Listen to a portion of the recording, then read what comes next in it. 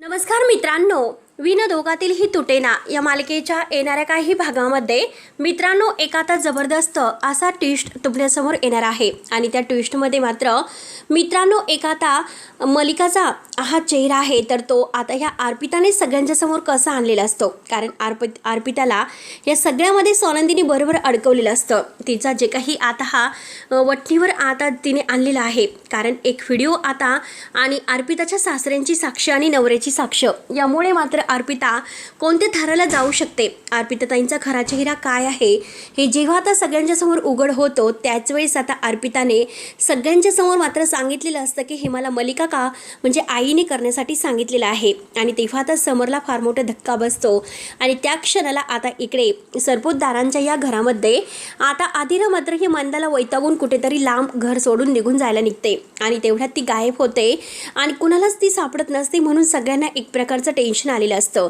तर सोनंदी आता आदिराला समजावत परत कशी घरी घेऊन येते हे आजच्या या व्हिडिओमध्ये आपण बघणार आहोत। त्यासाठी मित्रांनो व्हिडिओ शेवटपर्यंत नक्की बघत राहा आणि जर तुम्ही आपल्या चॅनलवर नवीन असाल तर चॅनलला सबस्क्राईब करण्यासाठी मात्र विसरू नका, जेणेकरून तुम्हाला विनोदोगातील ही तुटेना या मालिकेचे डेली अपडेट्स पाहायला मिळतील आणि असे नवनवीन ट्विस्ट। तेव्हा मित्रांनो हे बघा आता आदिराने घरामध्ये आता ह्या मंदाला मदत व्हावी यासाठी तिला चालता येत नाही, तिचं सगळं काही करण्यासाठी आता त्या नर्सला बोलवलेलं असतं। परंतु आता सरलाताई इतक्या छान तिची काळजी घेतात परंतु त्या सरलाताईला जेव्हा ती ढकलून देते आणि आता ह्या आदिरावर वाटेल तसे आरोप करत असते।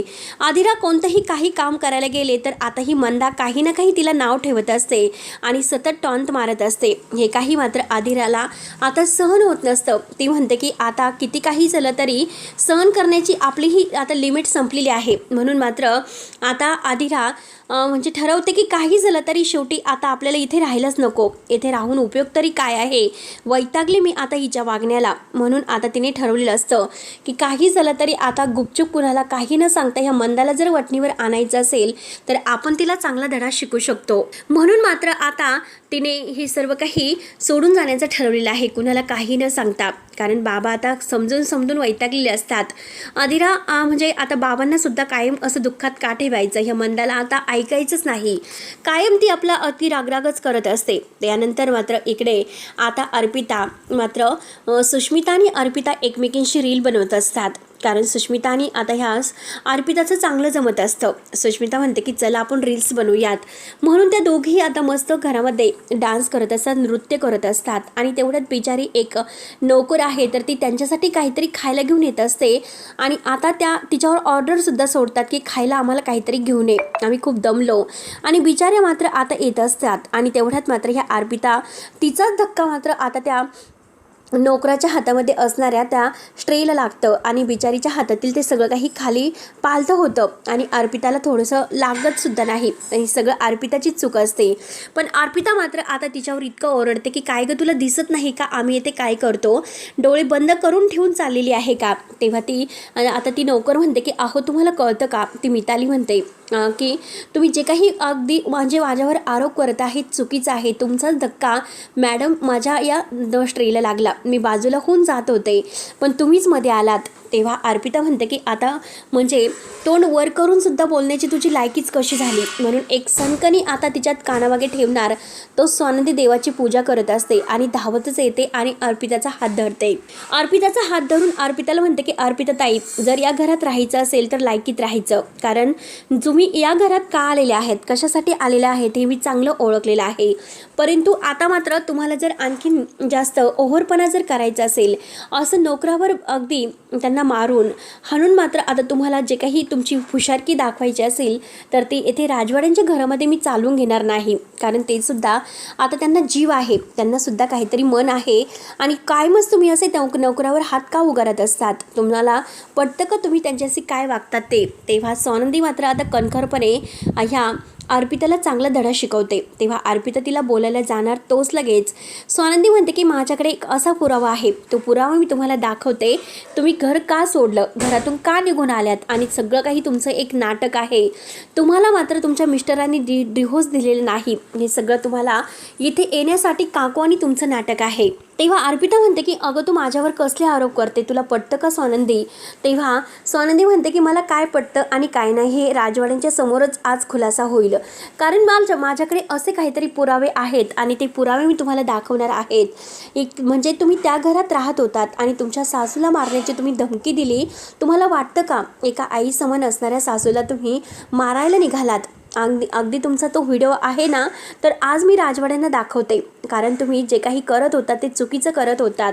राजवाड्यांचे असले संस्कार आहेत का आपल्या अगदी मोठ्या वयाच्या असणाऱ्या आपल्या माणसांशी असं वागणं? तेव्हा मात्र अर्पिताला अगदी ठसतं. अर्पिता लगेच आता खूप घाबरते आणि समोर आपलं हे सत्य येणार म्हणून अर्पिता लगेच स्वानंदीचे पाय धरते आणि स्वानंदी वहिनी मला माफ कर, खरंच माझ्याकडून खूप मोठी चूक झाली, तू समोर दादाला प्लीज हे सर्व दाखवू नको. तेव्हा स्वानंदी म्हणते की नाही अर्पिता ताई, तुम्ही खूप शहाण्या आहात आणि अगदी जास्त शहाण्या, त्यामुळे आता मात्र मी सगळं काही दाखवणार आहेच, कारण तुम्ही या घरात चोरून इथे राहण्यासाठी आलेल्या आहेत आणि आपल्या घरामध्ये जो काही तमाशा तुम्ही करून आलात ना, त्यामध्ये तुमच्या घरच्यांची काही चूक नाही, चूक आहे ती फक्त आणि फक्त तुमचीच. आणि तेवढ्यात मात्र अर्पिता म्हणते की नाही, मला हे सगळं मॉमने करण्यासाठी सांगितलं होतं, मॉमने सांगून मात्र मी येथे आले होते, प्लीज मला माफ कर. पण आणि तेवढ्यात तेथे समर येतो. समर मात्र आता हे सर्व काही ऐकतो आणि तो अर्पितावर आता म्हणतो की अर्पिता, अगं लाज वाटते का? असं फसून तू आमची फसवणूक करते, घरच्यांच्या विरुद्ध आम्हाला भडकून देते. अगं मी तरी म्हटलं की तुझा जे मिस्टर आहे आशिष, ते अगदी एकदम सभ्य माणूस आहे, ते असं कसं करू शकतात? नक्की काहीतरी तुझी चूक आहे म्हणूनच त्यांनी असं केलेलं आहे. हे ऐकल्यानंतर मात्र आता अर्पिताला खूप मोठा धक्का बसतो, तिच्या पायाखालची जमीन सरकते.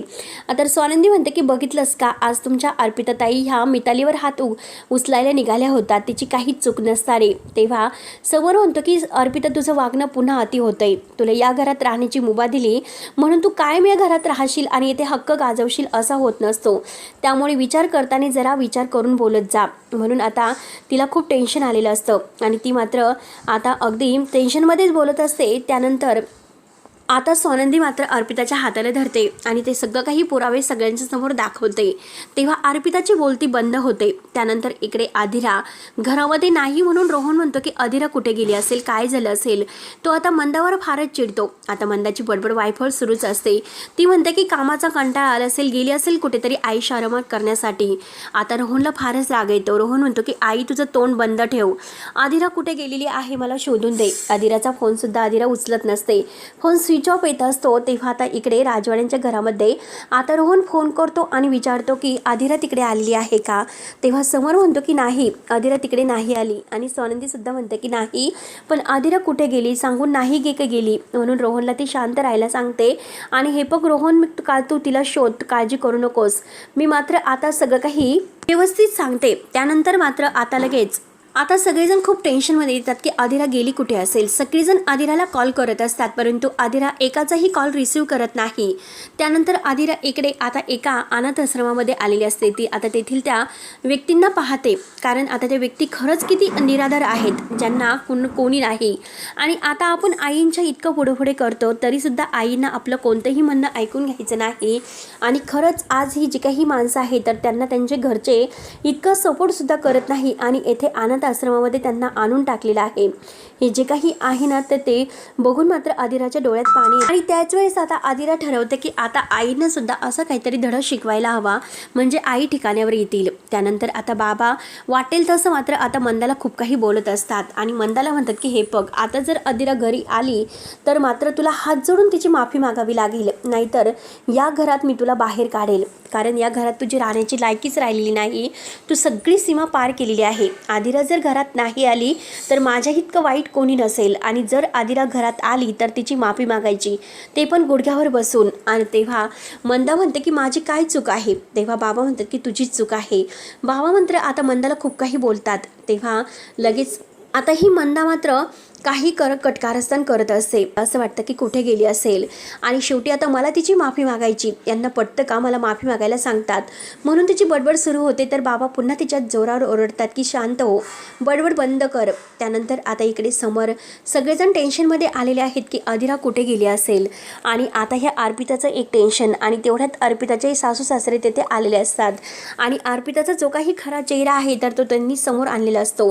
तेव्हा मात्र आता स्वानंदी म्हणते की बॅग करायची आणि यांची माफी मागून तुम्ही आता तुमचं बाळविस्तार घेऊन आपल्या मुलीला घेऊन तुमच्या घरी सुखात राहायचं.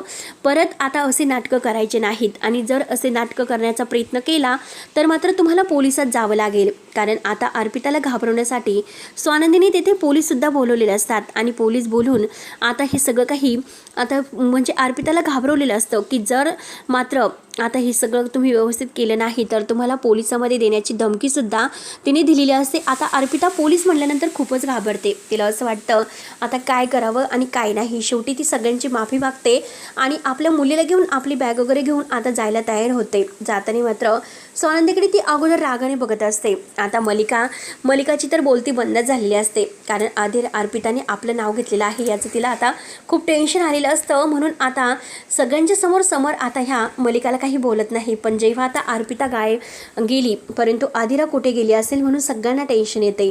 त्याचनंतर आता स्वानंदी आदिराला फोन करते तर आदिरा फोन उचलते.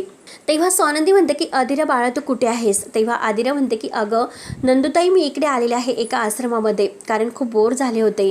आईंच्या मनासारखं मी वागू नये. कितीही वागण्याचा प्रयत्न केला तरीसुद्धा आई मला अगदी म्हणजे स्वीकारतच नाही, समजूनच घेत नाही. म्हणून कंटाळे होते आणि इकडे आलेले आहेत. आता मला घरात कुणाशी सुद्धा बोलण्याची इच्छा नाही पण तू फोन केला म्हणून तुझा फोन मी रिसीव केला. तेव्हा स्वानंदी म्हणते की तू तेथेच थांब मी आलेच. म्हणून आता स्वानंदी आदिराला समजायला तेथे येते आणि आदिराशी व्यवस्थित बोलून तिला पुन्हा घरी घेऊन येते.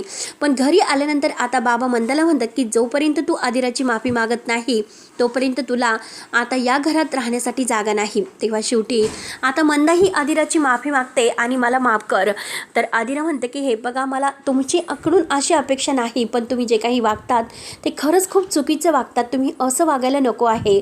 म्हणून आता आदिरा शेवटी तिला माफ करते. परंतु मंदाचे जे काही आता हे कारस्थान आहे ते सुरूच असतात मलिकाप्रमाणे. शेवटी आता स्वानंदी मात्र मलिकाला आणि ह्या मंदाला सारखा धडा कसा शिकवते हे बघणं आता खूप असं इंटरेस्टिंग ठरणार आहे. तेव्हा मित्रांनो पुढे नक्की काय होतं हे बघायला विसरू नका. तोपर्यंत धन्यवाद.